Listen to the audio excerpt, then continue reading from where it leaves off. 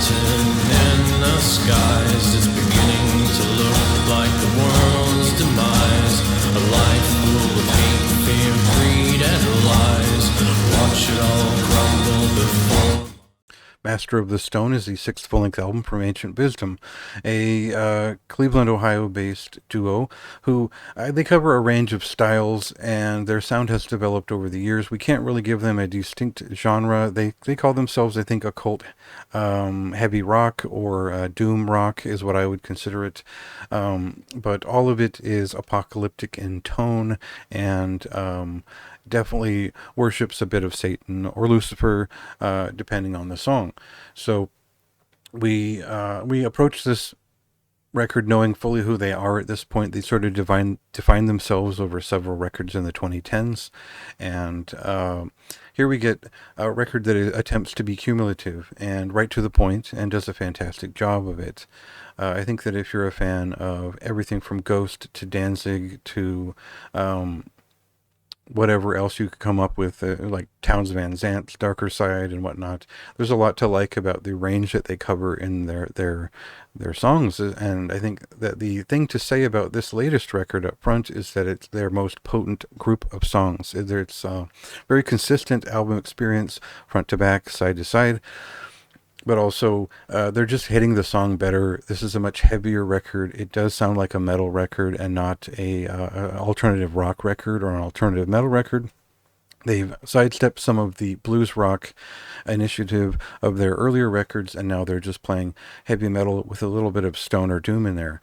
And what that means are mid-paced, droning grooves, which are very much braced by heavily melodic singing and very well harmonized songs as well.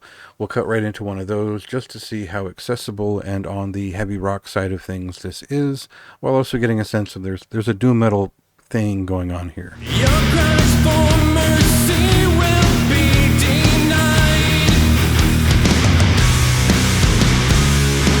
I sold my soul to Satan.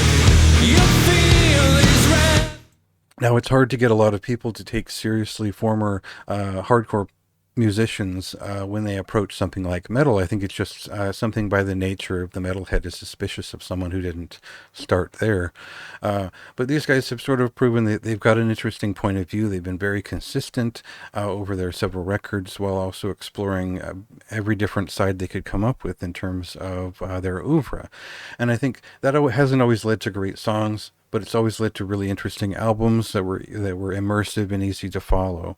And I think this one just does songs better, and that's kind of why I'm talking about it, is because even if this is not really my thing overall, in terms of whatever you'd label it, it is my thing in terms of hitting those touches of traditional heavy metal, of doom metal, of whatever folk rock even that's in there, and all of it works in a very dark and just impressive way.